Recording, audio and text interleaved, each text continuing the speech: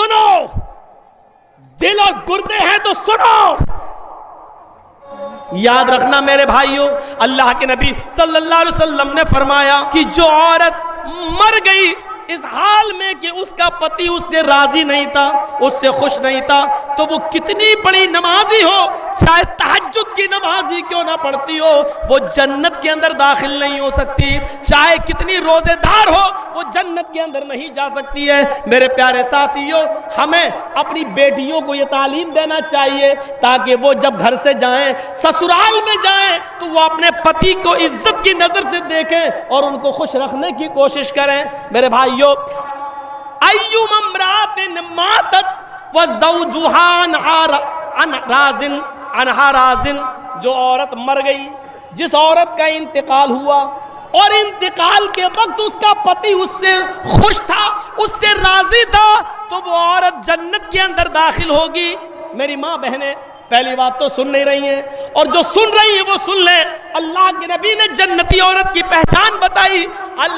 ایوم امرات ماتت، جو عورت مر جائے، انتقال کر جائے، لیکن انتقال کرتے وقت اس کا پتی، اس کا ہسبینڈ اس سے راضی تھا، اس سے خوش تھا، فدخلت الجنہ، تو یہ عورت جنت کے اندر جائے گی.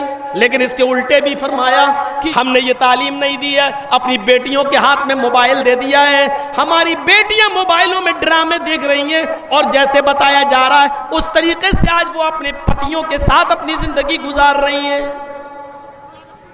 ہم نے مذاق سمجھ رکھا ہے اسلام کو. سنیے اور غور سے سنیے، ہم اپنی بیوی کے ساتھ کھانا کھا رہے ہیں. سن لو، آج مسئلوں پہ آ گئے ہیں اور میرا دماغ اب ادھر پھر گیا ہے، تو اب سنیے آپ.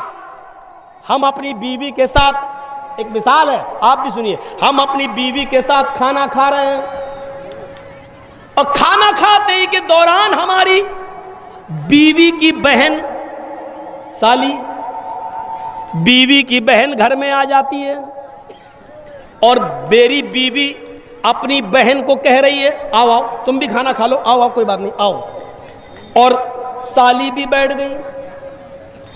عورتیں گھر سے باہر جاتے وقت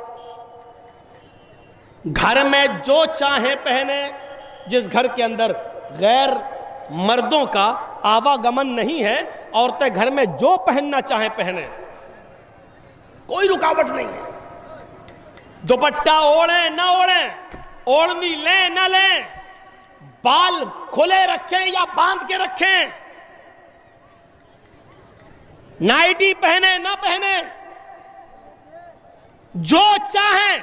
اور غور سے سنو، گھر کے اندر جہاں غیر مردوں کا آواگمن نہیں ہے، عورتیں جو چاہیں پہن سکتی ہیں، ان کو کوئی رکاوٹ نہیں ہے. لیکن گھر سے باہر اگر جائیں گی، گھر سے باہر جب نکلیں گی، تو عورتیں گھر سے باہر نکلتے وقت چوڑیاں بھی پہننے کی اجازت نہیں ہے، چوڑیاں بھی نہیں پہن سکتی. ہر بجنے والی چیز منع ہے، کوئی بھی بجنے والی چیز عورت پہن کر نہیں جا سکتی. اگر چوڑی بج رہی ہے تو چوڑی پہن کر جانا غلط ہے. پازیب، پائل پہن کر نہیں جا سکتی اگر اس میں گھنگرو لگے ہوئے ہیں تو. اس کو آپ کے ہاں کیا بولتے ہیں؟ اونچی ہل کی چپل جو ہوتی ہے نا، اونچی ہل کی پہن لیتی ہیں، وہ نیچے گٹکا لگا رہتا ہے، تھوڑا سا ناٹی کت کی ہو تو لمبی لگتی ہے وہ، اور وہ پہن کے چلتی ہیں تو وہ سڑک پر وہ چپل آواز کرتی ہے، ٹک ٹک ٹک ٹک آواز کرے گی. عورت کے لیے اونچی ہل کی وہ چپل جو سڑک پر چلتے وقت ٹک ٹک کی آواز کرے، وہ چپل بھی پہن کر چلنا منع ہے عورت کے لیے. ظاہر ہے وہ چپل ٹک ٹک ٹک ٹک کرے گی، ادھر اس کی چپل بولے گی ٹک ٹک ٹک ٹک، ادھر نوجوانوں کے دل بولیں گے دھک دھک دھک دھک. منع ہے. کوئی بھی خوشبو، پرفیوم نہیں لگا سکتی، گھر میں جو چاہے لگائے، لیکن گھر کے باہر کوئی پرفیوم نہیں، کوئی عطر نہیں، یہاں تک کہ خوشبودار کوئی چیز نہیں. اگر کریم میں خوشبو ہے تو وہ بھی نہیں، پاؤڈر میں خوشبو ہے تو وہ بھی نہیں. اگر کوئی ایسا تیل یوز کرتی ہے جس میں خوشبو ہے تو وہ بھی نہیں.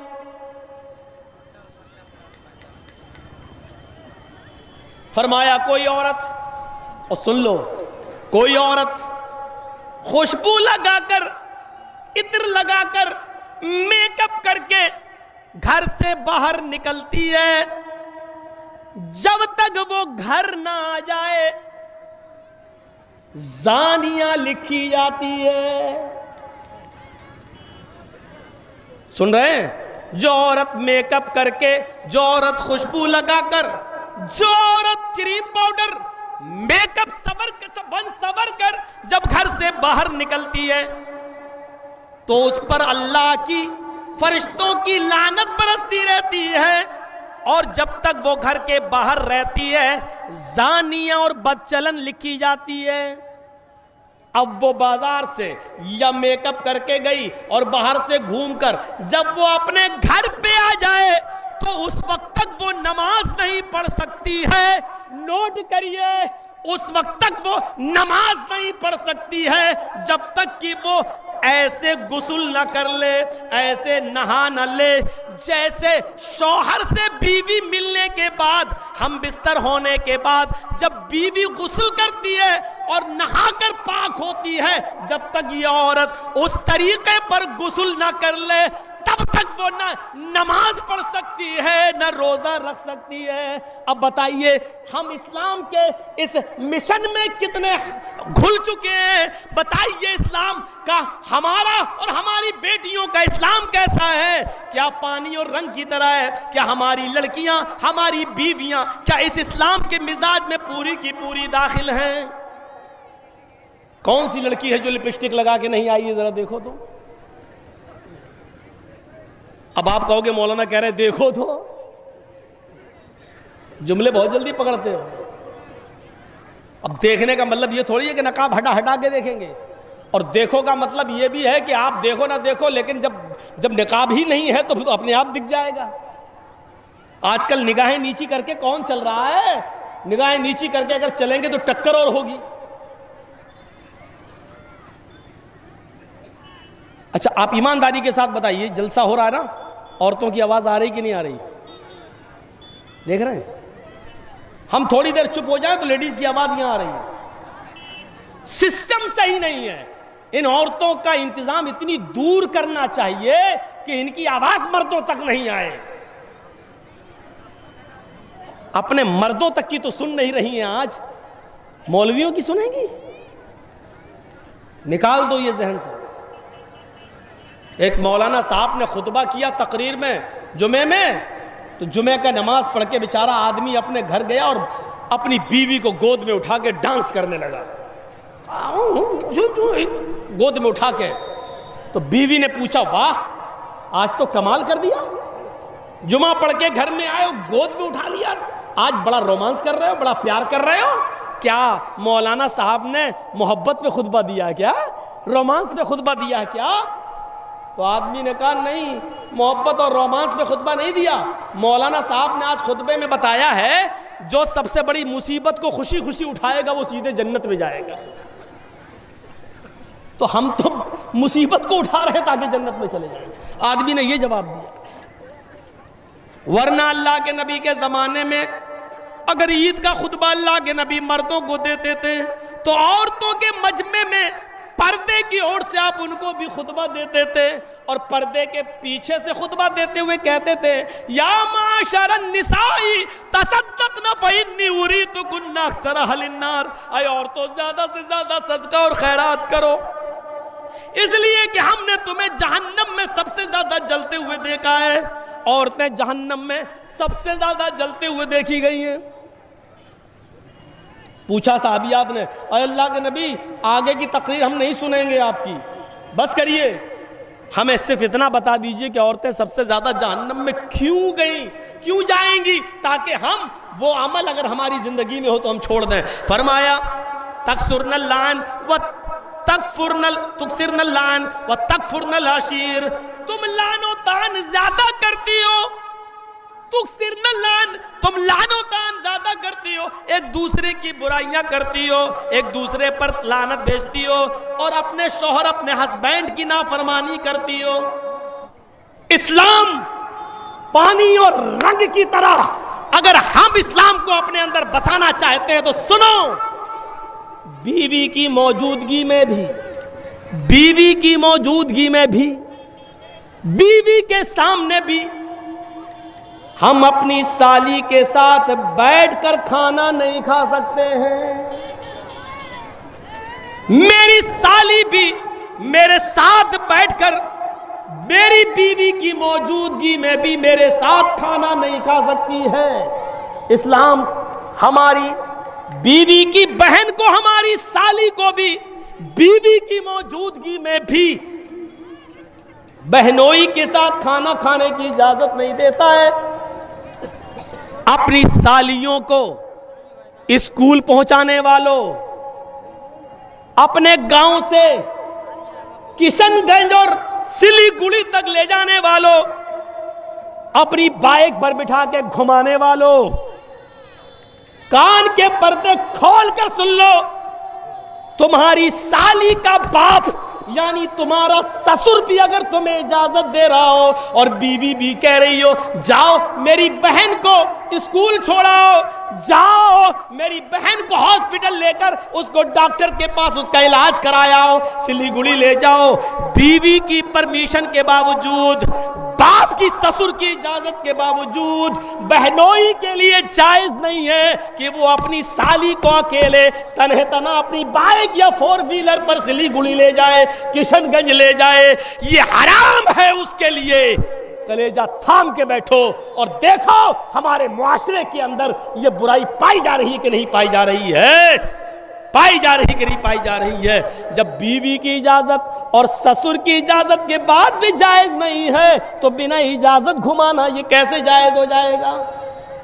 بہت آسان ہے کہہ لینا کہ سالی آدھی گھر والی ہے، تیرے باپ کا فتویٰ ہوگا یہ، تیرے باپ کا سسٹم ہوگا یہ، تیری بہن بھی کسی کی سالی ہوگی وہ بھی اس کی آدھی گھر والی ہوگی۔ اس کو اس نظریے سے دیکھنے کی کوشش کرو۔ اسلام کے اندر سالی کو بھی بہنوئی سے پردہ کرنا پڑے گا، اس لیے کہ بیوی کے انتقال کے بعد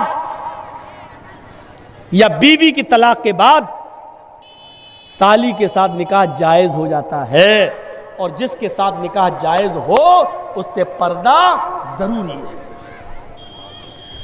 جہاں یہ مسئلہ سالی کے ساتھ ہے وہیں یہ مسئلہ بھابھی کے اوپر بھی لاگو ہوتا ہے۔ سن لو، ہماری بھابھی اپنے شوہر کے ساتھ کھانا کھا رہی ہے، یا جرجیت صاحب کھانا کھا رہے ہیں اور جرجیت صاحب کے بھائی کی بیوی یعنی بھابھی ہمارے روم میں آ جاتی ہے اور ہمارا بھائی بھی وہیں بیٹھ کر میرے ساتھ کھانا کھا رہا ہے، اور بھائی نے کہہ دیا اپنی بیوی سے آؤ آؤ تم بھی کھانا کھا لو، کوئی بات نہیں دیور ہے تمہارے، بیٹھو۔ بھائی کی پرمیشن کے باوجود، شوہر کی اجازت کے باوجود بھابھی کے لیے دیور کے ساتھ کھانا کھانا جائز نہیں ہے۔ بھائی کی پرمیشن کے باوجود بھابھی کو اکیلے بائک پہ بٹھا کے کشن گنج اور دارجلنگ لے جانا، سلی گڑی لے جانا جائز نہیں ہے۔ دلیل یہ ارائیت الحموا یا رسول اللہ، ایک عورت نے سوال کیا اے اللہ کے نبی کیا میں دیور سے بھی پردہ کروں؟ دیور ہمارے گھر میں رہتا ہے، جوائنٹ فیملی ہے، آنا جانا لگا رہتا ہے، کیا میں دیور سے بھی پردہ کروں؟ تو اللہ کے نبی نے فرمایا ہاں، محلے کے دوسرے لوگوں سے کبھی کبھی بے پردگی ہو جائے چلے گا، محلے کے دوسرے لوگوں کے سامنے کبھی چہرہ کھل جائے چلے گا، الحم الموت، لیکن دیور سے ہر حال میں پردہ کرنا ہے، کیونکہ دیور تو موت ہے بھابھی کے لیے۔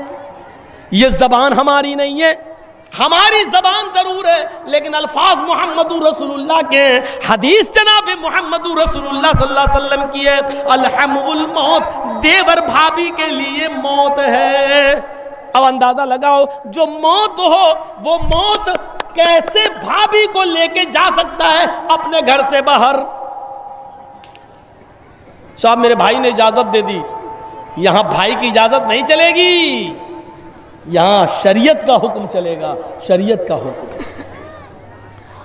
ہم ان چیزوں پر غور کریں، سوچیں کیا اسلام کے ساتھ ہمارا تعلق یہ ہے؟ یا ایھا الذین آمنوا ادخلوا فی السلم کافہ، ایمانو والو تم اسلام کے اندر پورے کے پورے داخل ہو جاؤ۔ بچوں کے ساتھ ہمارا تعلق کیا ہے؟ فرمایا جب تمہارے گھر میں بچہ پیدا ہو، جب تمہارے گھر میں بچہ پیدا ہو تو 7ویں دن اس کا عقیقہ کرو، اس کے سر کے بال کاٹو، پورا ٹکلا، 7ویں دن اس کے سر کے سارے بال چھلو اور بالوں کے وزن کے برابر چاندی غریبوں اور مسکینوں میں تقسیم کرو۔ مان لیجئے سارے بال ہم نے کاٹے اور 5 گرام ہوئے تو 5 گرام چاندی یا 5 گرام چاندی کی قیمت غریبوں میں مسکینوں میں دی جائے گی، اور یہ اسلام کا ایک حصہ ہے، اس سے آپ بچ نہیں سکتے ہو۔ 7ویں دن اس کا اچھا نام رکھو، گڈو پپو نہیں،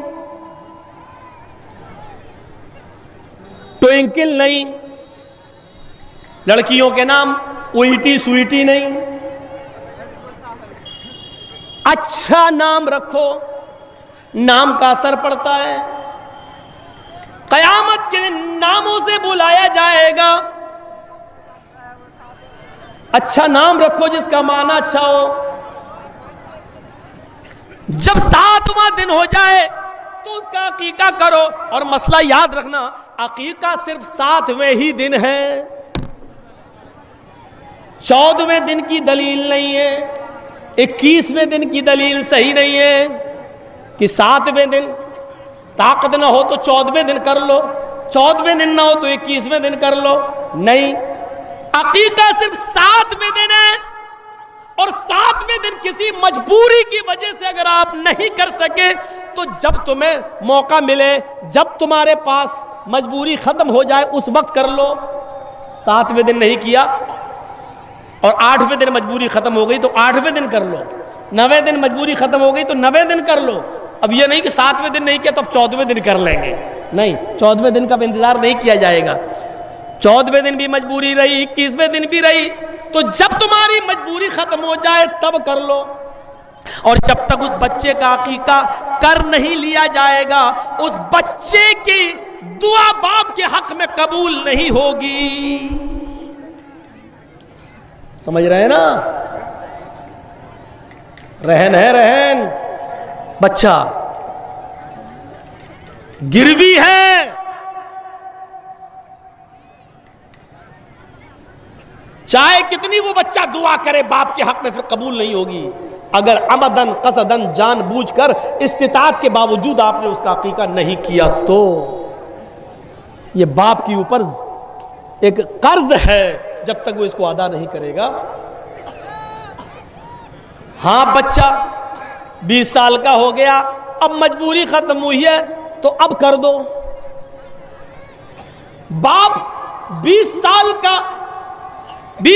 تک اپنے بچے کا عقیقہ نہیں کر سکا مجبوری کی وجہ سے اور انتقال ہو گیا، تو بچہ خود کمانے لگے تو وہ اپنا عقیقہ خود بھی کر سکتا ہے،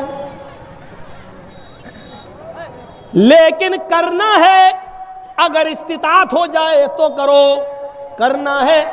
یاد رکھیے 7ویں دن عقیقہ کرے گا، جب بچہ پیدا ہو تو 7ویں دن عقیقہ کرو، 7ویں دن اس کا اچھا نام رکھو، اس کے سر کے سارے بال چھیل کر بالوں کے وزن کے برابر چاندی یا اس چاندی کی قیمت غریبوں اور مسکینوں میں تقسیم کرو۔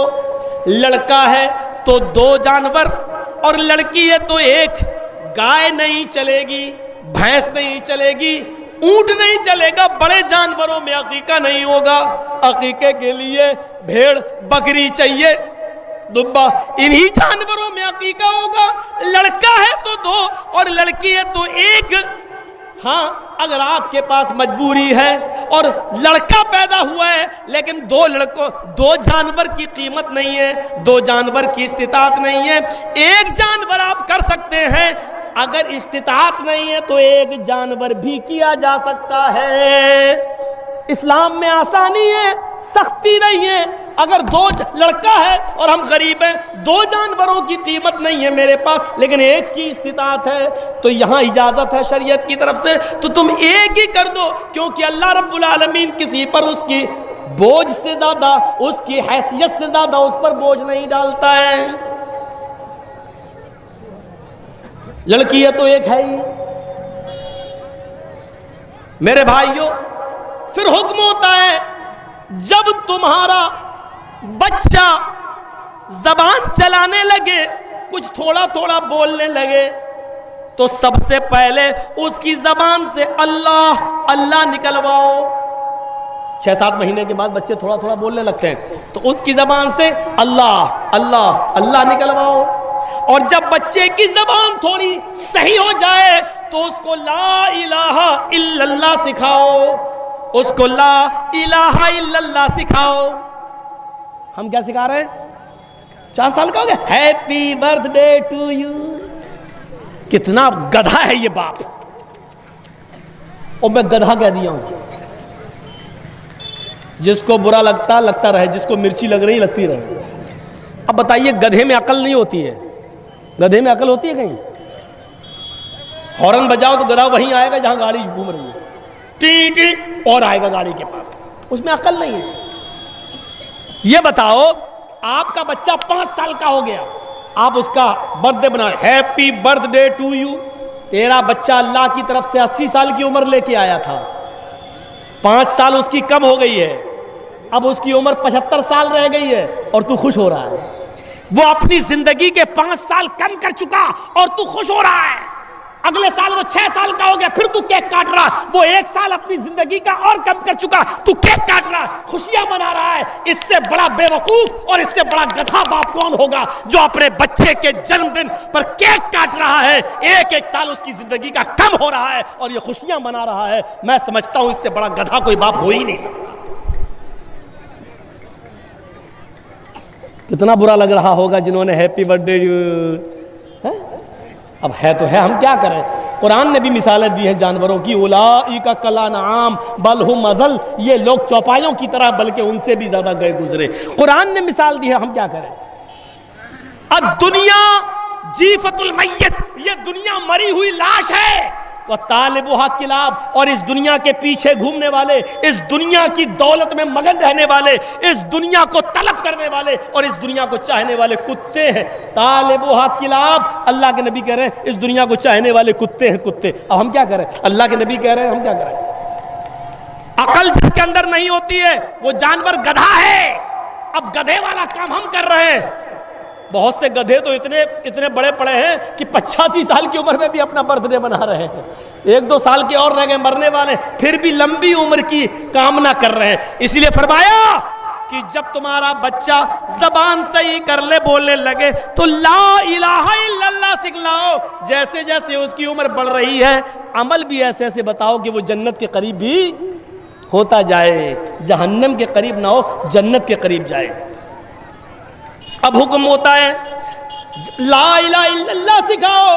اب حکم ہوتا ہے جب تمہارا بیٹا 7 سال کا ہو تو اس کو وضو کرنا سکھلاؤ، نماز پڑھنا سکھلاؤ، اپنے ساتھ اس کو انگلی پکڑ کے مسجد میں لے جاؤ، اس کو نماز کی عادت ڈلواؤ۔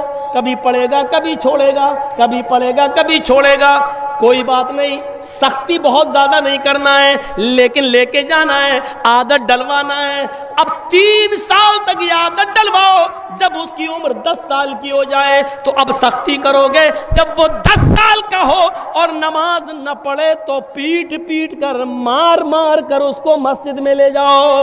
10 سال کے بعد پھر نماز معاف نہیں ہے، 10 سال کا ہو جائے تو اس کو مسجد کی طرف لے جاؤ، اس کو مارو، 10 سال کا بیٹا نماز نہ پڑھے تو باپ مارے، 40 سال کا باپ نماز نہ پڑھے تو کون مارے؟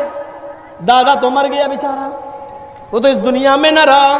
یاد رکھو، جو 40 سال کی عمر میں باپ نماز نہیں پڑھ رہا ہے تو اس کا 10 سال کا بیٹا کیسے نماز پڑھے گا؟ یہ اولاد کے ساتھ ہمارا اسلام کے ساتھ کنیکشن کیسا ہے؟ کیا پانی اور رنگ کی طرح ہے یا پانی اور پتھر کی طرح ہے؟ ذرا تصور کریں۔ یہ اولاد کے بارے میں حکم دیا ہے، ہم ایسا کر رہے ہیں۔ 10 سال کے بعد ایک صحابیہ تھی، مسند احمد کی حدیث ہے، ایک صحابیہ تھی، ان کے گھر میں بچہ پیدا ہوا۔ جب بھی وہ پیشاب کرتا تھا ماں پانی کا برتن لاتی تھی اور اس کی شرمگاہ پہ ڈال دیتی تھی۔ تربیت دیکھیے، پیشاب کیا، ماں نے برتن لیا اور اس کی شرمگاہ پہ ڈال دیا پانی۔ جب وہ بچہ چلنے کے لائق ہوا، اور اس کا پہلا دن تھا، اپنے پیروں کے بل کھڑے ہو کے چلنے کا، جب پہلا دن تھا بچہ چلا اور بچے کو پیشاب لگا تو بچے نے پانی کا پیالہ دیکھا، یعنی وہی مٹی کا برتن ہوتا تھا اس زمانے میں، بچے نے پانی کا برتن دیکھا اور اس کو پیشاب لگ رہا ہے۔ بچہ بیٹھتا ہے، پانی کا برتن دونوں ہاتھ سے اٹھاتا ہے، اس برتن میں تھوڑا پانی ہے لیکن اس بچے کو معلوم نہیں ہے، بس وہ بچہ پانی اٹھا رہا ہے، اب وہ پیشاب کر رہا ہے۔ جب پیشاب کرتا ہے تو پانی لے کر وہ اپنی شرمگاہ پہ ڈال رہا ہے، اس کو ابھی یہ نہیں معلوم کہ یہ کیا ہے، استنجا ہے۔ اس سے پہلے ہمیں پانی کے ایک ایک قطرے کو نکالنا پڑے گا، اس کے بعد دائیں ہاتھ سے پانی کا برتن لے کر ہم بائیں ہاتھ سے اپنی شرمگاہ کو پکڑ کر اس کو دھوئیں گے۔ اس بچے کو یہ کچھ نہیں معلوم، اس کو صرف اتنا معلوم ہے کہ جب بھی میں پیشاب کرتا تھا میری ماں پانی ڈال دیتی تھی۔ اس بچے نے پانی کا پیالہ لیا، پیشاب زمین پر کیا اور پانی لے کر ایسے ہی ڈال رہا ہے جیسے اس کی ماں ڈالتی تھی۔ ماں اپنے بچے کے اس منظر کو دیکھ رہی ہے، ماں کی آنکھوں میں خوشی کے آنسو ہے۔ جب بچہ پیشاب کر کے پانی ڈال لیتا ہے کہتی ہے فزت برب الکعبہ، اللہ کی قسم میں کامیاب ہو گئی، اللہ کی قسم میں کامیاب ہو گئی۔ میں اپنے بچے کو جو تربیت دینا چاہتی تھی، جو سکھانا چاہتی تھی، وہ میں سکھا چکی ہوں، اللہ کی قسم میں اپنے بچے کی تربیت میں کامیاب ہو گئی ہوں۔ 1 سال کا مشکل سے بچہ، 1.5 سال کا مشکل سے بچہ، اور پانی کا پیالہ لے کر پیشاب کرنے جا رہا ہے، اور ماں نے کہا میں نے جو تربیت دی وہ بچے کو تربیت آ گئی ہے، ابھی پیشاب کر رہا ہے، ٹھیک ہے کل اس کو عقل بھی آئے گی۔ ایسی تربیت مائیں ایسی تربیت دیتی تھی۔ ایک ماں یہ تھی جس نے اپنے بچے کو یہ تربیت دی، ایک ماں وہ تھی جس نے اپنے بچے کو ڈاکو بنا دیا۔ سلطان ڈاکو کا نام سنا ہوگا آپ نے، بہت بڑا کرمنل، گنڈا، پکڑا گیا، مقدمہ چلا اور اس کو پھانسی کی سزا سنا دی گئی۔ جب پھانسی کے تختے پہ لے جایا گیا تو پوچھا گیا سلطان ڈاکو سے بتاؤ تمہاری آخری تمنا کیا ہے؟ اس نے کہا کہ میرے سامنے میری ماں کو لا کر کھڑا کر دیا جائے اور میری پھانسی میری ماں کی آنکھوں کے سامنے دی جائے۔ اس کی ماں کو لایا گیا، ماں روتے ہوئے آئی۔ سلطان ڈاکو اپنی ماں سے کہتا ماں کیوں رو رہی ہو، کیوں رو رہی ہو، یہ تو ہونا ہی تھا، آج میں پھانسی کے پھندے پر، پھانسی کے تختے پر تمہاری وجہ سے لٹک رہا ہوں، تم مجھے مار رہی ہو۔ پولیس والوں نے اس وقت حیرت سے پوچھا تمہاری ماں نے کیا کیا، وہ تو رو رہی بیچاری۔ کہا نہیں پولیس والوں تمہیں نہیں معلوم، جب میں 5 یا 6 سال کا تھا میری ماں نے مجھے پیسے دیے کہ ایک انڈا خرید کر لاؤ، میں انڈا خریدنے گیا، انڈا دے دیا انڈے والے نے، اور پیسے دینا میں بھول گیا، اس نے بھی پیسے نہیں مانگے اور میں انڈا لے کے چلا آیا۔ میں نے اپنی ماں کو انڈا دیا اور کہا ماں ہم نے انڈے والے کو پیسے نہیں دیے۔ ماں نے کہا شاباش بیٹا تم نے بہت اچھا کیا، اب ان پیسوں سے شام کا بھی کھانا بن جائے گا۔ ایک انڈے کی چوری کے بعد پھر میرے حوصلے بڑھ گئے، پھر میں یہیں سے چور بننے لگا، اور چوری میں کامیاب ہوتے ہوتے میں ڈکیت بن گیا، اور ڈاکو اتنا بڑا بنا کہ جب لوگوں سے مال چھیننے لگا اور لوگ مال دینے میں جب کترانے لگے تو ان کی جان لینے لگا۔ کسی کی جان لینا میرے لیے آسان ہو گئی، اور پھر میں پکڑا گیا، اور اس جرم میں مجھے آج پھانسی کی سزا سنائی گئی۔ اگر میری ماں نے 6 سال کی عمر میں جب میں نے پہلے انڈے کی چوری کی اور اس دکاندار کو پیسہ نہیں دیا، اگر میں نے انڈا اپنی ماں کو دیتے وقت اس کے بارے میں بتایا ہوتا کہ یہ چوری کا انڈا ہے، اور اسی وقت ماں نے ایک تھپڑ میرے گال پہ مارا ہوتا یا میری پیٹھ پر مارا ہوتا اور میری انگلی پکڑ کر لے کر یہ پیسے اس دکان والے کو دیے ہوتے یا انڈا واپس کر دیا ہوتا، تو آج میں اتنا بڑا چور اور اتنا بڑا ڈاکو نہیں بنتا۔ اس کی ذمہ دار میری ماں ہے۔ جتنے لوگ آج جو لڑکیوں سے موبائلوں میں باتیں کر رہے ہیں، واٹس ایپ کر رہے ہیں، یقیناً یہ ان کے ماں باپ کی تربیت کی کمی ہے۔ اگر ان کے باپ نے اور ان کی ماں نے اگر تربیت دی ہوتی تو جن لڑکیوں سے وہ بات کر رہے ہیں وہ ان کو اپنی بہن اور اپنی بیٹی سمجھ رہے ہوتے، اپنی بہن سمجھ رہے ہوتے، آج ان سے اشلیل باتیں نہیں کر رہے ہوتے، آج واٹس ایپ پہ گفتگو نہیں کر رہے ہوتے، آج موبائل پر گفتگو نہیں کر رہے ہوتے، آج 1-1 اور 2-2 گھنٹے ان سے باتیں نہیں کر رہے ہوتے۔ یہ تربیت کی کمی ہے، چاہے باپ کی ہو یا ماں کی ہو۔ ایک تربیت وہ تھی کہ حضرت مریم علیہ السلام مسجد کے محراب میں بیٹھی ہوئی ہیں اور ان کے پاس بے موسم پھل آ گئے۔ موسمی کا موسم نہیں موسمی آئی، گاجر کا موسم نہیں گاجر آئی ہے، میرے بھائیو تربوز کا موسم نہیں تربوز رکھا ہوا ہے، آم کا موسم نہیں لیکن آم رکھا ہوا ہے۔ حضرت زکریا جب مسجد کے محراب میں داخل ہوئے، جب دیکھا کہ مریم کے پاس یہ پھل آ گئے ہیں، اس کا تو موسم ہی نہیں ہے، سیزن ہی نہیں ہے ان پھل کا، پھر یہ پھل کہاں سے آئے؟ تو حضرت زکریا نے سب سے پہلا سوال یہ کیا مریم سے، انا لک ھذا، اے مریم پہلا یہ بتا کہ یہ پھل کہاں سے آئے؟ سیب کا موسم نہیں سیب کہاں سے آیا، انار کا موسم نہیں انار کہاں سے آیا، آم کا موسم نہیں آم کہاں سے آیا؟ پڑھیے سورہ مریم، قرآن کہتا ہے انا لک ھذا، یہ تیرے پاس کہاں سے آیا؟ اس کا جواب دے۔ اللہ والی تھی، نیک تھی، ارے جس نے بغیر شوہر کے بیٹا پیدا کیا عیسیٰ کو، اور اللہ نے اس کی پاک دامنی کا اعلان کیا، اللہ نے اس کی پاک دامنی کا ثبوت دیا، وہ بدچلن کیسے ہو سکتی تھی؟ لیکن زکریا کلاس لے رہے ہیں، بتا یہ پھل کہاں سے آیا؟ اور مریم کہتی ہیں شک مت کیجئے، ڈاؤٹ مت کیجئے، میرے بارے میں کوئی غلط خیال پیدا مت کیجئے۔ قالت ہوا من عند اللہ، یہ ساری نعمتیں مجھے اللہ کی طرف سے مل رہی ہیں۔ اے زکریا، مجھے پالنے پوسنے والے، میری پرورش کرنے والے، مجھے اچھی تربیت دینے والے، میری رگوں میں آپ ہی کا خون ہے، اس لیے میں آپ کو بتانا چاہتی ہوں یہ کوئی لڑکے نے لا کے نہیں دیا، میرا کسی لڑکے سے کوئی تعلق نہیں ہے، کنیکشن نہیں ہے، یہ نعمتیں مجھے اللہ کے پاس سے مل رہی ہیں۔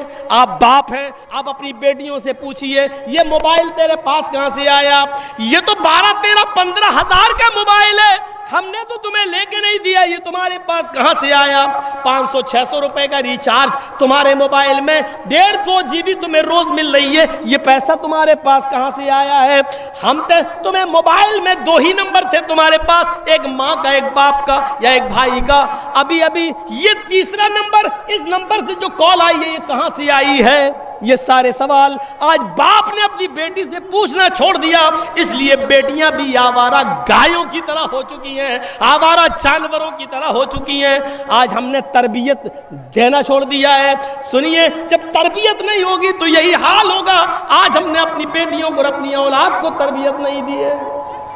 شیخ عبد القادر جیلانی بغدادی رحمت اللہ علیہ جو بڑے پیر صاحب کے نام سے مشہور ہو گئے، وہ عبد القادر جیلانی رحمت اللہ علیہ 12 سال کی عمر میں قافلے کے ساتھ جا رہے تھے. ان کی ماں نے 12 سال کی عمر میں ان کے کرتے کے استر میں 40 اشرفی سل دی تھی اور سلتے وقت چھپا دیا تھا اور کہا تھا بیٹا دیکھو یہ 40 اشرفیاں ہیں، لیکن حالات چاہے کتنے خراب ہو جائیں بیٹے تم جھوٹ کبھی مت بولنا، تم جھوٹ کبھی مت بولنا. ماں اپنے 12 سال کے بچے کو قافلے کے حوالے کر رہی ہے، لیکن نصیحت یہ کر رہی ہے بیٹے حالات کتنے بھی خراب ہو تم جھوٹ کبھی مت بولنا. ماں جانتی ہے حالات خراب ہو سکتے ہیں، لیکن جھوٹ بول کر حالات اور خراب کر لیے جائیں گے. اگر اپنے آپ کو بچانا ہے تو سچ بول کر ہی بچایا جا سکتا ہے. میرے پیارے ساتھیوں، جب ڈاکوؤں نے اس قافلے پر حملہ کیا تو سارا قافلہ لوٹ لیا. ڈاکوؤں کا ایک آدمی جب عبد القادر کے پاس آیا کہنے لگا اے لڑکے تیرے پاس بھی کچھ ہے؟ اس نے کہا ہاں. بول کیا ہے؟ 40 اشرفی ہیں. 40 کہاں ہیں؟ کہیں تو دکھنے نہیں. کہا یہ ہیں. استر سل ادھیڑا 40 اشرفی ملی. کہا بیٹے یہ تو چھپی ہوئی تھی، تم اگر منع کر دیتے تو میں یہاں تک پہنچ ہی نہیں پاتا، تم نے بتا کیسے دی؟ کہا کہ چلتے وقت میری ماں نے مجھے نصیحت کی تھی کہ حالات چاہے کتنے خراب ہوں جھوٹ کبھی مت بولنا. اتنی سی بات کا اس ڈاکو پر یہ اثر ہوا، چیخ پڑا اے ڈاکوؤ ادھر آؤ. اس بچے نے اپنی ماں کی اتنی بات مانی ہے کہ اس حال میں بھی وہ جھوٹ نہیں بولا اور 40 اشرفیاں مجھے دے دی. میری تو پوری زندگی چوری میں گزر گئی ہے، لٹیری پن میں گزر گئی ہے، ڈکیتی میں گزر گئی ہے.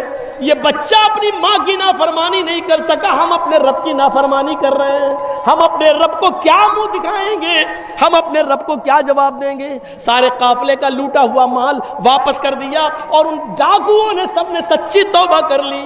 یہ بچہ 12 سال کا آگے چل کر شیخ عبد القادر جیلانی کے نام سے مشہور ہوا ہے اور بڑے پیر صاحب کے نام سے جانا جا رہا ہے.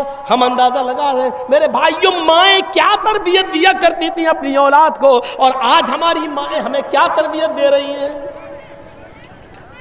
آج ہمارا 4 سال کا بچہ پینٹ کی چین کھولتا ہے، ماں کھولتی ہے کہتی بیٹا یہاں کھڑے ہو کے پیشاب کر لے. ماں کے سامنے وہ کھڑے ہو کے پیشاب کر رہا ہے. اور ایک وہ ماں تھی جب بچہ پیشاب کر رہا تو اس کے پانی کا برتن اس کی شرمگاہ پہ ڈال رہی ہے. تربیت ہے. ہمیں اسلام ہمارے اندر کتنا داخل ہے، ہم نے اپنی اولاد کو کیا تربیت دی ہے ذرا سوچو اور اندازہ لگاؤ. فرمایا میرے بھائیو یا ایھا الذین آمنوا ادخلوا فی السلم کافہ، ایمانو والو تم اسلام کے اندر پورے کے پورے داخل ہو جاؤ. تو یہ اسلام کے بارے میں چند نصیحتیں میں نے آپ کے سامنے رکھی ہیں. اسلام کے تعلق سے چند نصیحتیں اور اس امید کے ساتھ کہ انشاءاللہ اسلام کا پورا اسلام ہم اپنے اندر داخل کریں گے. پانی اور رنگ کی طرح، پانی اور پتھر کی طرح نہیں کہ جب چاہو پتھر کو نکال کے پھینک دو. حضرت عمر رات کی تاریکی میں اندر باہر نکلتے ہیں، دیکھتے ہیں کون بھوکا ہے کون سو رہا ہے. رات کے اندھیرے میں ایک گھر سے کسی عورت کی چیخنے کی آواز آتی ہے. وہ عورت بلند آواز سے چیختے ہوئے نام لے رہی ہے کہ میرا شوہر میدان جنگ میں قتل کر دیا گیا ہے اور ابھی تک میری دوسری شادی نہیں ہوئی ہے، نہ میں نے کی ہے.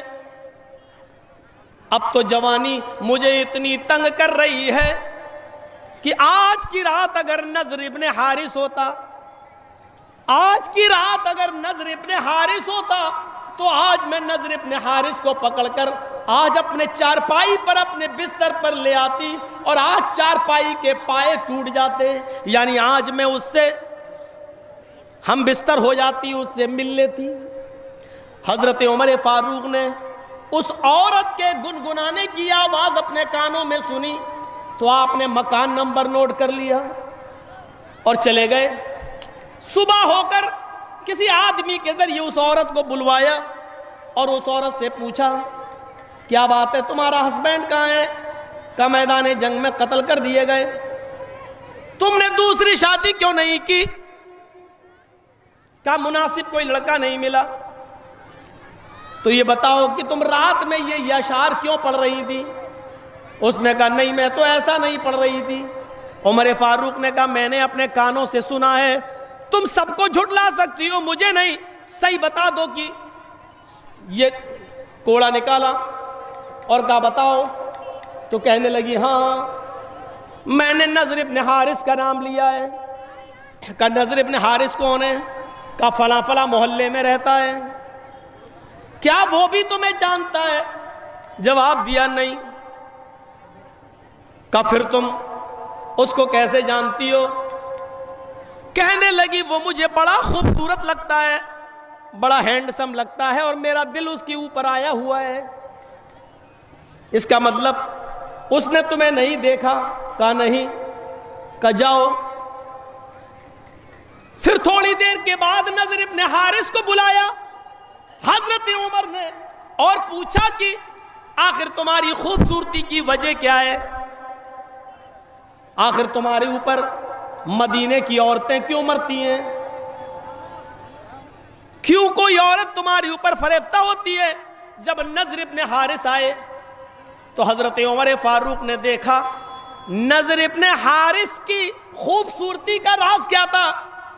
ان کے آگے کے بال یہاں ہوتا نا، یہاں سے ڈال کے یہاں بڑے ہو رہے ہیں۔ بڑے کا مطلب یہ ہوتا نا، یہ تو یہاں کے بال اس کے بڑے تھے نضر ابن حارث کے۔ حضرت عمر نے کہا او تو یہ وجہ ہے، یہ تمہارے آگے کے یہ زلف، یہ آگے کے بال، اس کی خوبصورتی کی وجہ سے مدینے کی عورتیں تمہارے اوپر مرتی ہیں۔ ایک آدمی کے اندر یہ بس اتنی کمی تھی، یہاں تو ایک دو بچے ہوں گے، سوچو تو صحیح، وہاں ایک آدمی ایسا ملا۔ حضرت عمر نے کہا باربر کو بلاؤ، نائی کو بلاؤ۔ کہا کہ امیر المومنین کیا بات ہے؟ کہا تمہارے بال کاٹے جائیں گے، ٹکلا کیا جائے گا تمہارے۔ کہا امیر المومنین میرا کیا قصور ہے؟ اگر عورت مجھ پہ مر رہی ہے تو وہ مر رہی، ہم نے تھوڑی اس سے کچھ کہا، ہم تو جانتے بھی نہیں اس کو۔ کہا وجہ یہ نہیں ہے، اس کی سزا تو میں نہیں دے رہا ہوں، سزا اس بات کی مل رہی ہے کہ تمہارے آگے کے یہ بال اگر اتنے بڑے ہوئے نہ ہوتے تو وہ عورت تمہارے اوپر نہ مرتی، اس خوبصورتی کی وجہ سے مر رہی ہے۔ لاؤ ادھر، ٹکلا کر دیا، پورے ہو گئے گنجا، لگ رہا ہے جیسے عمرہ کر لیا ہو۔ کہا امیر المومنین آپ کر رہے ہیں فیصلہ تو مان رہا ہوں، لیکن میرا دل نہیں ہو رہا ٹکلا کرانے کا۔ کہا تمہارے دل سے کیا مطلب؟ اب پورا ٹکلا کر دیا۔ اب ٹکلا کرنے کے بعد پھر حضرت عمر نے ایک کام اور کیا۔ کیا کیا؟ ایک سفید رنگ کا امامہ پگڑی ان کے سر پہ باندھ دی تاکہ ٹکلا نہ دکھائی دے۔ لوگ ٹکلے کا مذاق اڑاتے ہیں، اب تو بہت بڑے بڑے لوگ ٹکلے ہیں۔ ٹکلا ہونا کوئی بری چیز تو نہیں ہے، قدرتی چیز ہے، ہو گیا تو کوئی کیا کرے۔ اب بڑے بڑے لوگوں کو میں نے ٹکلا کہہ دیا، یہ یوٹیوب والوں سے بڑا ڈر لگتا ہے۔ ہم نے کسی کا نام نہیں لیا، یہ فوٹو بھی بنا دیں گے، تصویر بھی بنا دیں گے، اور لکھ بھی دیں گے کہ مولانا جرجیس نے ان کو ٹکلا کہا۔ یہ ان کا حرامی پنہ ہے، اور اس حرامی پنے سے یہ یوٹیوب چینل والے باز نہیں آ رہے ہیں،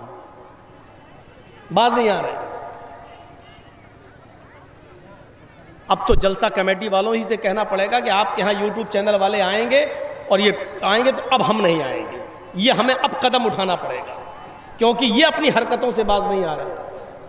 انہوں نے بنگال کی اتنی تقریریں ڈال دی، میری ممتا کا جو پرچار میں نے کیا تھا، اتنی تقریر ڈال دی کہ یو پی میں میرے اوپر پرچار پہ روک لگ گئی۔ یہاں تک کہ پورے پرچار میں آپ نے دیکھا ہوگا کہ یو پی میں میری کوئی تقریر نہیں ہوئی۔ یہ ان کے حرامی پنے سے، ان یوٹیوب چینلوں کی وجہ سے۔ غور کیجئے، دیکھ لیا، اب کسی کا بھی میں نے پرچار نہیں کیا یو پی میں، سب سے الگ۔ کیوں؟ اوپر سے آرڈر تھا کہ آپ نہیں بول، تقریر نہیں کر سکتے ہو، جلسہ نہیں کر سکتے، یہ حالت۔ لیکن خوش ہو جاؤ، تمہاری پیٹ کی جہنم بھر گئی ہے، تمہیں 1000 2000 10,000 روپیہ تمہارے اکاؤنٹ میں آ گیا ہے، تم خوش ہو جاؤ. لیکن تم نے کتنا بڑا نقصان کر دیا ہے یو پی والوں کا یہ تمہیں نہیں معلوم. تو میرے بھائیو، جب ان کو پگڑی باندھی تو وہ اب اور زیادہ خوبصورت لگنے لگے پہلے سے. الٹا ہو گیا. حضرت عمر کا داؤں الٹا ہو گیا. انہوں نے بال اس لیے کاٹے تھے کہ اس کی خوبصورتی مٹ جائے، لیکن بال کاٹنے کے بعد جب پگڑی باندھی اس کو تو وہ اور زیادہ خوبصورت لگنے لگے. ابھی تو مدینے کی ایک عورت ان کے اوپر مر رہی تھی، اب 10 مرنے لگی. جہاں جا رہے ہیں اتنا خوبصورت یہ جا رہا ہے یہ. حضرت عمر کو پتا چلا کہ اس آدمی کے اوپر تو اور عورتیں دیوانی ہو گئیں، مدینے کی لڑکیاں دیوانی ہو رہی ہیں. تو حضرت عمر نے اس کو دوبارہ بلایا، کہا نضر ابن حارث، تمہاری خوبصورتی نے اور اس امامے نے مدینے کی لڑکیوں کو، مدینے کی عورتوں کو فتنے میں ڈال دیا ہے.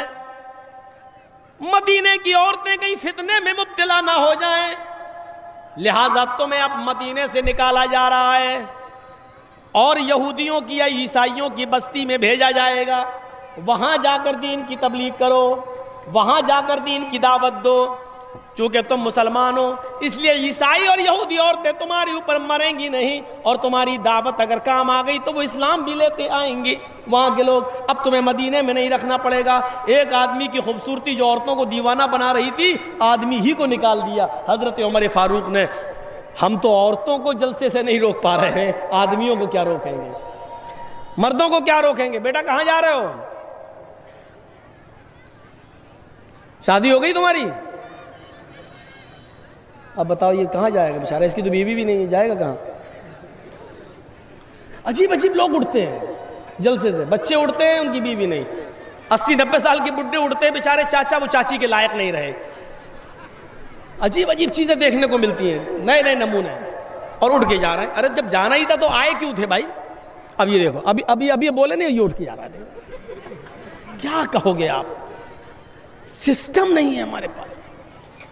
ہم اس لیے آج پیچھے ہیں، سسٹم آج ہم بھول گئے. اللہ کے رسول نے سسٹم پر زور دیا تھا سب سے زیادہ. سسٹم مضبوط تھا، ہمارے پاس سسٹم مضبوط نہیں. عورتوں کو مسجد میں آنے کی اجازت دی اللہ کے رسول نے تو سسٹم اتنا مضبوط تھا کہ عورتوں کا راستہ الگ تھا، مردوں کا راستہ الگ تھا. سسٹم اتنا مضبوط تھا کہ کوئی بھی عورت خوشبو لگا کر، چوڑیاں پہن کر، پازیب پہن کر مسجد میں نہیں آ سکتی تھی. سسٹم کو مضبوط بنائیے میرے بھائی، سسٹم کو. ہمارے ہاں سسٹم مضبوط نہیں ہے. ہم اپنی ماں بہنوں پر ذرا نظر ڈالیں، کیا کر رہی ہیں؟ کیا ان کے اندر وہ شرم اور حیا باقی رہ گئی ہے جو اسلام کا ایک حصہ تھی؟ ہمارا قرآن نبی کی عورتوں، نبی کی بیویوں کو بھی حکم دے رہا ہے. اللہ یا نساء النبی لستن کاحد من النساء ان اتقیتن. اے نبی کی بیویوں، غور کرو، اے نبی کی بیویوں، اے نبی کی عورتوں، اے نبی کی بیویوں، لستن کاحد من النساء ان اتقیتن. تم عام عورتوں کی طرح نہیں ہو، تم معمولی عورت نہیں ہو، تم معمولی لیڈی نہیں ہو. اے نبی کی بیویوں، اگر تم اللہ سے ڈرتی ہو تو تم معمولی عورت نہیں ہو. فلا تخضعن بالقول فیطمع الذی فی قلبہ مرض. اے نبی کی بیویوں، جب تمہارے گھر میں کوئی سوال کرنے والا آئے، تمہارے گھر کا دروازہ کھٹکھٹائے، تم سے گفتگو کرے، تم سے بات چیت کرے، فلا تخضعن بالقول، تو تمہارے قول میں، تمہاری بات چیت کے اندر نرمی نہیں ہونی چاہیے، تمہارے لہجے میں نرمی نہیں ہونی چاہیے، مٹھاس نہیں ہونی چاہیے. یہ قرآن عورتوں کو حکم دے رہا ہے. اے عورتوں جب تم کسی سے گفتگو کرو، کسی سے بات کرو تو تمہارے لہجے میں، تمہاری گفتگو میں نرمی نہیں ہونی چاہیے، مٹھاس نہیں ہونی چاہیے۔ جیسے ہم کسی سے بات کریں، کسی عورت سے، اب وہ دیکھ رہی مولانا جرجیس، جی ہاں، مہین آواز سے بات کرے، شرما شرما کے بات کرے، یہ نہیں ہونا چاہیے۔ جی دروازہ کھٹکھٹایا، اندر آپ نہیں ہے، بھائی نہیں ہے، باپ نہیں ہے، کسی لیڈی کی آواز آئی، اندر سے آواز آئی، جی کون؟ یہ آواز ہونی چاہیے۔ جی کون؟ جی مولانا جرجیس۔ اچھا ٹھیک ہے، ہاں بتائیے کیسے آئے ہو؟ وہ آپ کے بھائی سے ملنا ہے۔ کہاں ہے؟ دیکھیے بھائی تو ابھی گھر پہ ہے نہیں ہے، بعد میں 2 گھنٹے کے بعد 4 گھنٹے کے بعد آئیے گا تب پتہ کر لیجئے گا، ٹھیک ہے؟ بس یہ آواز ہونی چاہیے، بدتمیزی نہیں۔ لیکن نہیں ابھی گھر پہ کوئی نہیں ہے، نہ ابو ہیں نہ بھائی ہیں، کوئی نہیں ہے، ٹھیک ہے بعد میں آئیے گا، 2 گھنٹے بعد پوچھ لیجئے گا، ٹھیک ہے شام کو آئیے گا پتہ لگا لیجئے گا، یہ ہونا چاہیے۔ لیکن ہوتا کیا ہے، دروازہ کھٹکھٹایا ہے، بیل بجائی، پہلے دروازہ کھولا، جی وہ آپ کے بھائی کہاں ہیں؟ جی وہ تو نہیں ہیں۔ آپ کہاں سے آئے؟ دیکھیے بات چیت بڑھ رہی، آپ کہاں سے آئے؟ کشن گنج سے۔ اور اتنی دور سے؟ آئیے پانی پی لیجئے۔ جب تمہارے گھر میں کوئی نہیں ہے تو تم کسی کو پانی پلانے کے لیے بھی اندر نہیں بلا سکتی، اس میں بدتمیزی نہیں مانی جائے گی۔ آپ کے گھر میں سب لیڈیز ہی ہیں، کوئی جینٹس نہیں ہے، تو آپ دروازہ مت کھولیے۔ کون؟ کہاں سے آئے ہو؟ ٹھیک ہے ابھی بھائی نہیں ہے، ابھی ابو نہیں ہے، ٹھیک ہے بعد میں آئیے گا، شام کو آئیے گا تب معلوم کر لیجئے گا۔ یہ اب کھول کے کہا ایکسکیوز می، آئیے پانی پی لیجئے۔ جب اس طریقے سے تم کہہ کر اس کو آج اپنے گھر میں بلا لوگی، آج تو تمہارے بھائی سے ملنے آیا، 2 گھنٹے کے بعد تم سے ملنے آئے گا۔ قرآن اسی کو کہہ رہا ہے فَلَا تَخْضَعْنَ بِالْقَوْلِ، تمہاری قول میں، تمہاری بات چیت میں نرمی نہیں، مٹھاس نہیں ہونی چاہیے۔ اگر تم نرمی سے اور میٹھے پن سے بات کرو گی فَيَطْمَعَ الَّذِي فِي قَلْبِهِ مَرَضٌ، تو جو بیمار دل والا ہے، جس کا دل کمزور ہے، فوراً کسی لڑکی کی ہلکی سی آواز سن کر پگھل جاتا ہے، اس کی طرف جھکنے لگتا ہے، اس کو اللہ کے نبی، اس کو قرآن نے کیا کہا؟ مرض۔ فَيَطْمَعَ الَّذِي فِي قَلْبِهِ مرض، جس کے دل میں بیماری ہوگی عشق کی، محبت کی، وہ تمہارے بارے میں طرح طرح کے خیالات اپنے دماغ میں رکھنے لگے گا۔ فَيَطْمَعَ الَّذِي فِي قَلْبِهِ مرض، وہ اپنے دل میں تمہارے بارے میں نئے نئے خیالات، نئے نئے تصورات اپنے دل میں رکھنے لگے گا، اس لیے مٹھاس نہیں ہونی چاہیے تمہاری آواز میں۔ یہ اللہ رب العالمین نے حکم دیا ہے، اور عورتوں کو حکم دیا ہے اللہ رب العالمین نے وَإِذَا سَأَلْتُمُوهُنَّ مَتَاعًا فَاسْأَلُوهُنَّ مِنْ وَرَاءِ الْحِجَابِ۔ ہائے محمد کے ماننے والوں، آئے مسلمانوں، جب تم کسی گھر میں جاؤ اور گھر میں کوئی مرد نہ ہو اور عورتیں ہی عورتیں ہوں اور تمہیں وہاں کوئی چیز لینا ہو، اس گھر سے کوئی چیز حاصل کرنا ہو، اس گھر سے کوئی چیز تمہیں لینا ہو، وَإِذَا سَأَلْتُمُوهُنَّ مَتَاعًا، اگر کوئی سامان تمہیں چاہیے، فَاسْأَلُوهُنَّ مِنْ وَرَاءِ الْحِجَابِ، تو پردے کے اوڑ سے مانگو، دیوار کے پیچھے سے مانگو، دروازے کے اندر سے مانگو، یعنی عورتیں دروازہ نہ کھولیں، سامان لے کے آئیں، اتنا ہی گیٹ کھولیں اور سامان دے دیں۔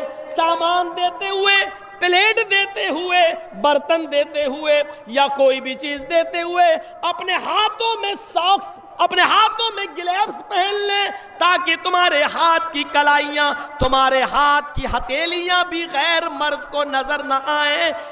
ایسے پردے کی اوڑ سے ان سے سوال کرو، فَاسْأَلُوهُنَّ مِنْ وَرَاءِ الْحِجَابِ، پردے کی اوڑ سے ان سے مانگو، اور ان کو بھی چاہیے جو سامان دیں گے وہ پردے کے پیچھے سے تمہیں دیں، یعنی سامنے نہ آئیں۔ یہ قرآن کہہ رہا، قرآن جلسوں میں بھی سامنے آ رہی ہو تو کیا حال ہوگا، دکانوں پہ گھوم رہی ہو اور ہم جلسے کرا رہے ہیں، صاحب سسٹم ہمارا مضبوط نہیں،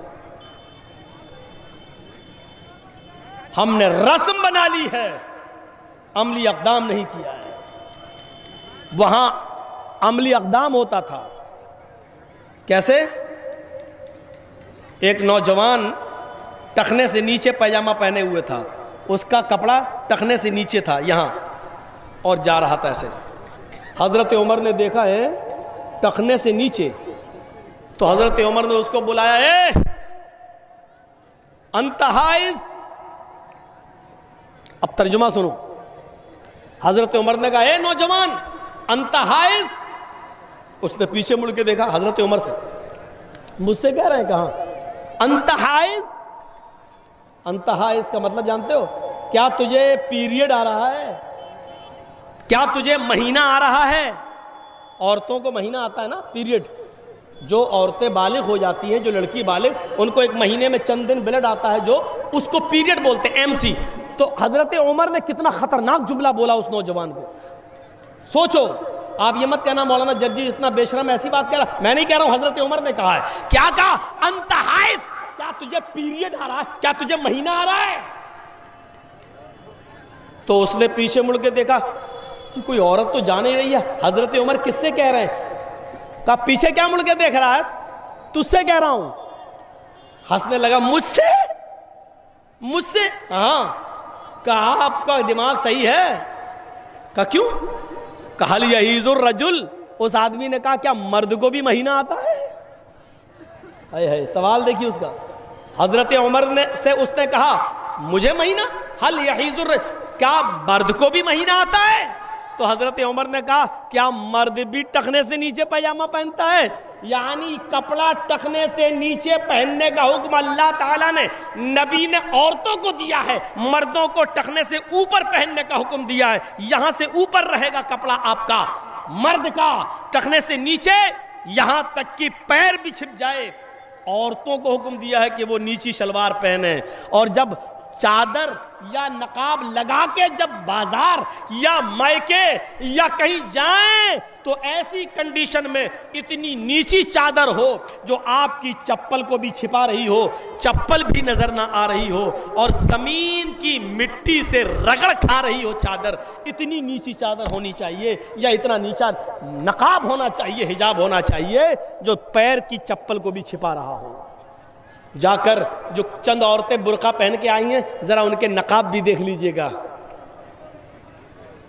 چپل تک دکھے گی۔ اور یاد رکھنا ہمارا اسلام ہے،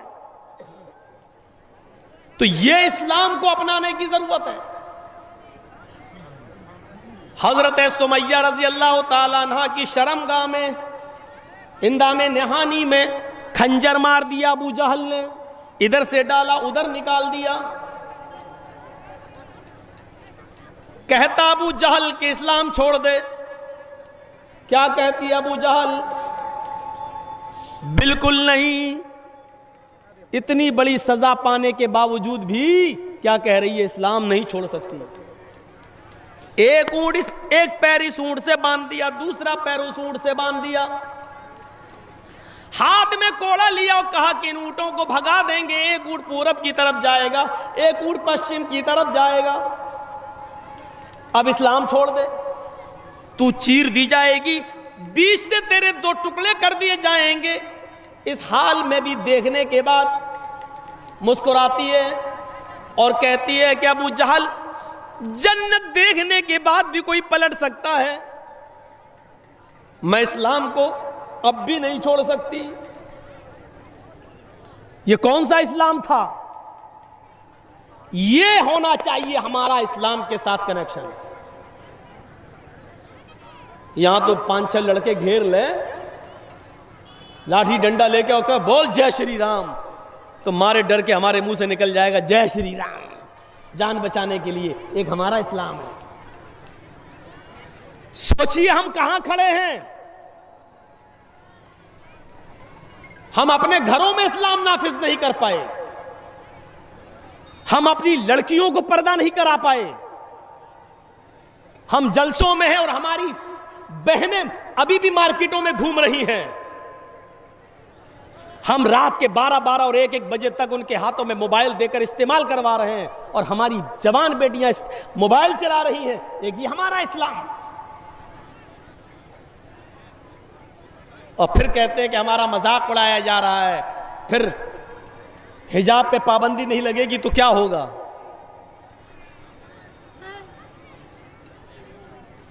یہی سب حالات ہمیں دیکھنا پڑیں گے, کیونکہ اس کے ذمہ دار ہم خود ہیں.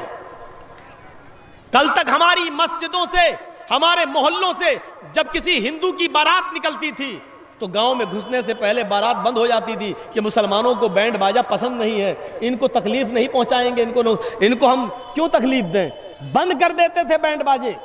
لیکن آج ہماری مسجدوں کے پاس بھی بینڈ باجے بند نہیں ہوتے ہیں.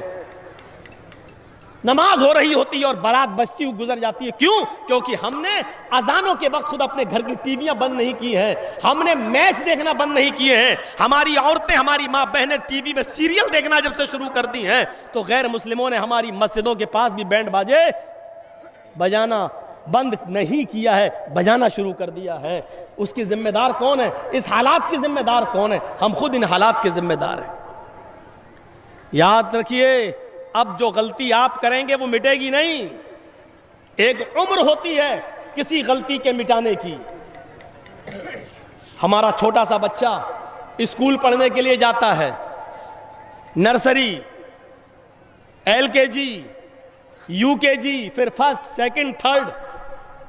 جب وہ بچہ چھوٹا ہے پڑھنے جاتا ہے تو اس کو قلم سے, پین سے نہیں لکھایا جاتا ہے, پینسل دی جاتی ہے, کچے مسالے کی پینسل, اور ساتھ میں ریزر دیا جاتا ہے, اس کو لکھایا جاتا ہے. بچہ ہے, لکھنے میں غلطی کرتا ہے, ریزر سے مٹایا جاتا ہے, کیونکہ ابھی اس کی عمر غلطی کرنے کی ہے, وہ ابھی غلطی کرے گا اور اس کو ریزر سے مٹایا جائے گا. لیکن جب وہی ہمارا بچہ 6 کلاس میں آ جاتا ہے تو پھر اس کو پینسل سے نہیں بلکہ قلم سے لکھنے کو دیا جاتا ہے. کیوں؟ یہ میسج دینے کی کوشش کی جاتی ہے کہ اب تمہاری غلطی کرنے کی عمر ختم ہو چکی ہے. جب تمہاری غلطی ہوتی تھی تو مٹا دی جاتی تھی, اب تم اتنے بڑے ہو چکے ہو کہ اب تم پین سے لکھو گے, سوچ سمجھ کر لکھنا. اب اگر غلطی کرو گے تو ریزر سے مٹنے والی نہیں ہے.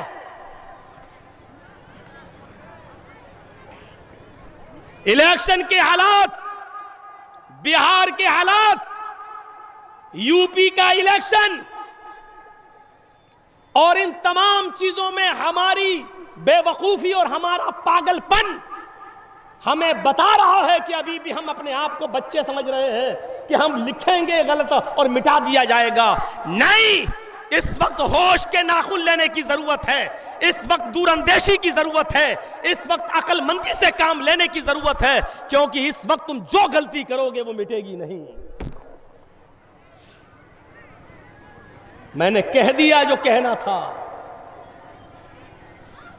اب بھینس کا گوشت کھانے والے ہوگے تو نہیں سمجھو گے, کیونکہ بھینس کند دماغ ہوتی ہے, اور اگر بھینس کے علاوہ کچھ اور کھا رہے ہوگے تو سمجھ گئے ہوگے کہ مولانا جرجیز کیا کہہ رہا ہے اور کیوں کہہ رہا ہے. ضرورت ہے اس وقت اپنے آپ کو یہ سوچنے کی کہ اب ہماری غلطی مٹنے والی نہیں ہے. جو غلطی ہم نے کی ہے وہ مٹے گی نہیں. یو پی والوں نے جو غلطی کی ہے وہ اب مٹے گی نہیں, اس کا خمیازہ 5 سال تک بھگتنا پڑے گا.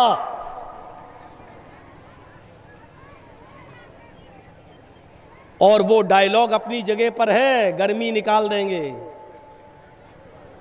وہ ڈائیلاگ اپنی جگہ پر ہے کہ بلڈوزر چلا دیں گے. اب اس نقصان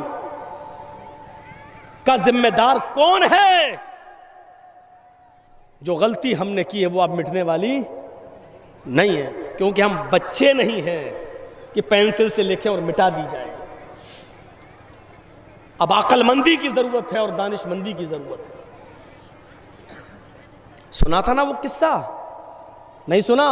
ایک جنگل کے اندر شیر, بھیڑیا اور لومڑی شکار کے لیے نکلے. بھیڑیا جانتے ہو نا, سیار اور لومڑی تینوں نے جنگل میں شکار کیا. شیر نے ہرن مارا, بھیڑیے نے بکری ماری اور لومڑی نے خرگوش مارا. تینوں نے ایک ایک جانور مارا. شیر نے کہا بھیڑیے یہ 3 جانور پڑے ہیں, بتاؤ کس کو کیا کھانا, انصاف کرو, فیصلہ کرو, کون سا جانور کون کھائے گا. جبکہ فیصلہ خود شیر کر سکتا تھا, جنگل کا راجا تھا, لیکن جنگل کے راجا نے خود فیصلہ نہیں کیا. بھیڑیے سے کہا فیصلہ کرو کیا ہے, کون کھائے گا. بھیڑیا بیچارہ سمجھ نہیں پایا کہ معاملہ کیا ہے. وہ سمجھا کہ شیر اچھا آدمی ہے, اچھا ہے. اس شیر کو اگر آپ سمجھ جاؤ گے تو پوری تقریر سمجھ جاؤ گے ہماری.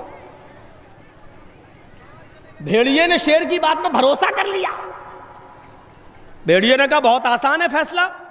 کہا کیا ہے. کہا صاحب ہرن آپ نے مارا, آپ ہرن کھا لیجئے. بکری میں نے ماری, میں بکری کھا لیتا ہوں.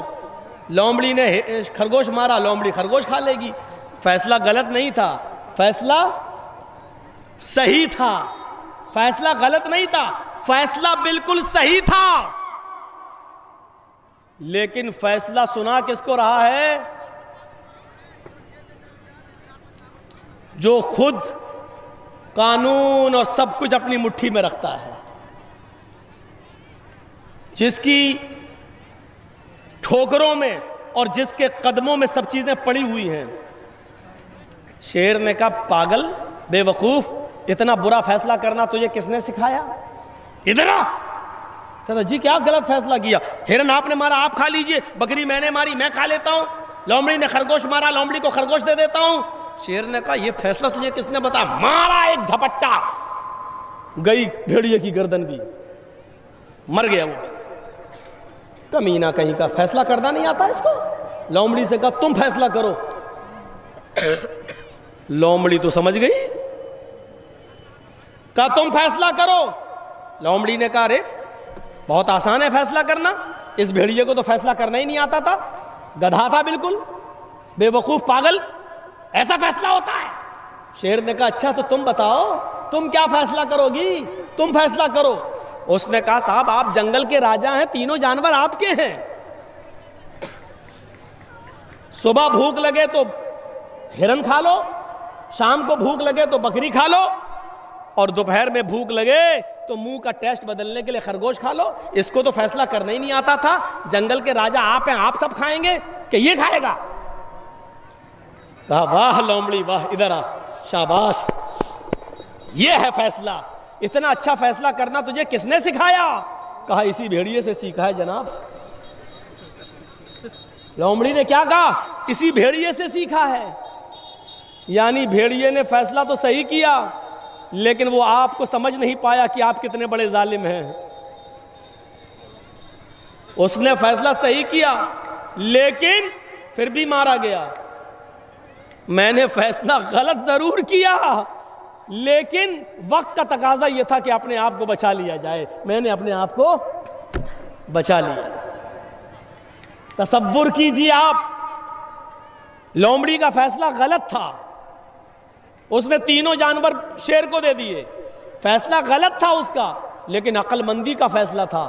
عقل مندی یہ تھی کہ اگر وہ یہ فیصلہ نہیں کرتی تو وہ بھی ماری جاتی, تو ہم ہی نہیں رہیں گے. تو اپنے آپ کو تو پہلے بچاؤ. بھوکے رہ جانا گوارا, لیکن اپنے آپ کو بچانا ضروری. تو اس نے کہا تینوں جانور آپ کے, اور اب تو بھیڑیا بھی بڑھ گیا, چاروں جانور آپ کے. بھیڑیے شیر نے کہا واہ یہ فیصلہ بہت اچھا. کس نے سکھایا؟ کہ اسی بھیڑیے سے سیکھا ہے, یعنی حالات سے سیکھا ہے. ہم مسلمان ہیں جو حالات سے فیصلہ کرنا نہیں سیکھتے ہیں. ہم جذباتی ہیں. ہمارے لیے کسی نے کیا کیا, ہمارے لیے کس نے کیا کیا, ہم ابھی تک یہ کرتے رہے, ہم ابھی تک وہ کرتے رہے. نہیں, ہم بس اس جذبات کی رو میں بہتے گئے, جذبات کی رو میں بہتے گئے, اور نتیجہ یہ نکلا کہ ابھی تو ہم 5 دن تک کرسیاں اور دریاں بچھاتے تھے, اب 5 سال تک ہمیں کرسیاں اور دریاں بچھانے کے ساتھ ساتھ دوسروں کے بیٹھنے کی جگہ کو بھی اپنے ہاتھ سے پوچھا لگانا پڑے گا. میرے بھائیوں, پہلے 5 دن ہم ایسا کر رہے تھے, اب 5 سال ہمیں ایسا کرنا پڑے گا. یہ فرق ہے. پہلے نقصان کم تھا, اب نقصان زیادہ ہے. میرے بھائیوں, ذرا تصور کرو آپ کے پیر میں کینسر ہو جائے اور ڈاکٹر یہ کہہ دے کہ پیر کٹانا پڑے گا نہیں تو آپ کی جان چلی جائے گی، تو آپ جان دینا گوارا کرو گے یا اپنا پیر کٹانا گوارا کرو گے؟ عقل مندی کا تقاضا یہ ہے کہ پیر کٹا کر اپنی جان بچا لو، یہ ہم نے نہیں کیا۔ حالات کے تقاضے سے سیکھو، بھیڑیے لومڑی کے فیصلے سے سیکھو کہ اس نے یہ اپنے آپ کو بچانے کے لیے کیا کیا۔ بہرحال میرے پیارے ساتھیوں، یہ وہ وقت ہے کہ اب پینسل سے لکھ کر غلطی کو ریزر سے مٹایا نہیں جا سکتا ہے، اب ہم پین ہاتھ میں لے چکے ہیں۔ یاد رکھنا اب جو غلطی کریں گے وہ مٹائی نہیں جا سکتی ہے، کیونکہ اب ہم بالغ ہو چکے ہیں، بڑے ہو چکے ہیں، یہ یاد رکھنا۔ اور معاف کیجئے گا، پھر کہہ دیتا ہوں، 2-4 نمازیں پڑھ لینے سے، 2-4 روزے رکھ لینے سے ہم مسلمان نہیں ہو جائیں گے۔ آپ چاہے کتنا کہتے رہیے کہ میرا نام محمد جرجیس ہے، آپ چاہے کتنا کہتے رہیے کہ میرا نام آصف علی ہے، آپ چاہے کتنا کہتے رہیے کہ میرا نام محمد امین ہے، میرا نام امین الدین ہے، کچھ بھی کہتے رہیے، لیکن اگر آپ صرف جمعے کی جمعے نماز پڑھتے ہیں تو آپ مسلمان نہیں ہیں۔ اگر آپ 2 ٹائم کی نماز پڑھ کے 3 ٹائم کی چھوڑ دیتے ہیں تو آپ مسلمان نہیں ہیں۔ مجھے یہ بتائیے، یہ ایک پول ہے، مان لو یہ بجلی کا ایک پول ہے، کرنٹ، بجلی کا ایک کھمبا ہے، اس میں بجلی کے تار دوڑائے جانا ہے، بجلی کے تار لگنا بھی لگے نہیں ہیں، لیکن آپ کو معلوم ہے کہ یہ بجلی کا کھمبا ہے اور بغل میں ایک آم کا پیڑ ہے، اس کے بغل میں ایک آم کا پیڑ ہے۔ آندھی آئی، ہوا چلی، غور سے سننا، میں بہت زبردست مثال دے رہا ہوں، ہوا چلی، آندھی آئی اور آم کے پیڑ سے 15-20 پتے، آم کے جو پتے تھے وہ ٹوٹ کر بجلی کے کھمبے سے چپک گئے۔ یہ بجلی کا کھمبا ہے، میں نے مان لیا، آم کے پیڑ سے پتے ٹوٹے اور بجلی کے کھمبے پر چپک گئے۔ آپ نے دیکھا کہ بجلی کے کھمبے پر آم کے پتے لگے ہوئے ہیں، تو آپ اس بجلی کے کھمبے کو بجلی کا کھمبا کہو گے یا آم کا پیڑ کہو گے؟ مجھے آج جواب دو۔ چلیے تھوڑا سا میں پوچھتا ہوں آج آپ سے، دیکھیں سو رہے ہیں کہ جاگ رہے ہیں۔ بجلی کے کھمبے پر 20, 25, 50 پتے آم کے چپک گئے پیڑ کے، اب آپ اس بجلی کے کھمبے کو، بجلی کے پول کو کیا کہو گے؟ بجلی کا پول یا آم کا پیڑ؟ اس پہ تو آم کے پتے چپکے ہوئے ہیں۔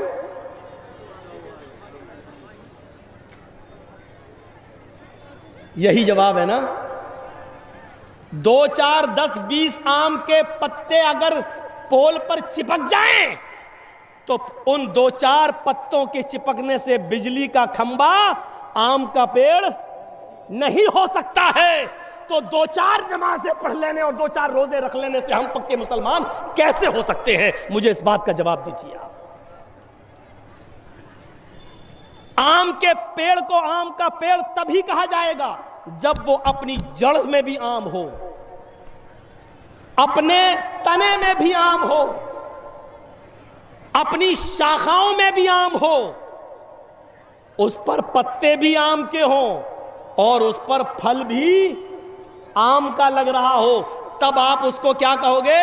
یہ آم کا پیڑ ہے۔ اسی طریقے سے مسلمان اس کو کہا جائے گا جس کی جڑ بھی اسلام کی ہو، جس جڑ کے تنا بھی اسلامی ہو اور اس تنے پر جو پتے یعنی جو عبادتیں ہوں وہ بھی اسلامی ہوں، اس کا اٹھنا بیٹھنا چلنا پھرنا اور کھانا پینا شادی اور بیاہ سب اسلامی ہو، تب کہا جائے گا کہ یہ مسلمان ہے۔ اور اگر ایسا نہیں ہے تو معاف کیجئے گا، ہم اور آپ بجلی کے کھمبے پر 15, 20, 25, 50 آم کے پتے چپکے ہوئے اس بجلی کے کھمبے کو آم کا پیڑ کہہ رہے ہیں، جو بالکل ہو نہیں سکتا۔ اسی طریقے سے 2-4 نماز اور 2-4 روزہ رکھنے والے کو مسلمان نہیں کہا جا سکتا ہے۔ اس مثال کو یاد رکھیے گا۔ مولانا مثال تو اتنی اچھی دے رہے ہیں، اسی لیے تو یو پی سے بلاتے ہیں آپ کو کہ آپ عقل میں بٹھا دیتے ہیں ہماری۔ ہاں، عقل میں ہم آپ کے بٹھا رہے ہیں۔ اور یاد رکھنا، اگر 2-4 وقت کی نماز پڑھنے والے کو اگر آپ مسلمان سمجھ رہے ہیں تو سمجھ لینا کہ آپ اس بجلی کے کھمبے کو آم کا پیڑ کہہ رہے ہو کہ جس پہ 5, 6, 10 پتے آم کے چپکے ہوئے ہیں، جو ہو نہیں سکتا۔ یا ایھا الذین آمنوا ادخلوا فی السلم کافہ، اے ایمان والو تم اسلام کے اندر پورے کے پورے داخل ہو جاؤ۔ تمہارا اٹھنا، تمہارا بیٹھنا، تمہارا لیٹنا، تمہارا سونا، تمہارا جاگنا، تمہارا کھانا، تمہارا پینا سب اسلامی ہونا چاہیے۔ ہم اپنے سماج پر غور کریں، شادیاں ہوتی ہیں، کیا یہ اسلامی ہیں؟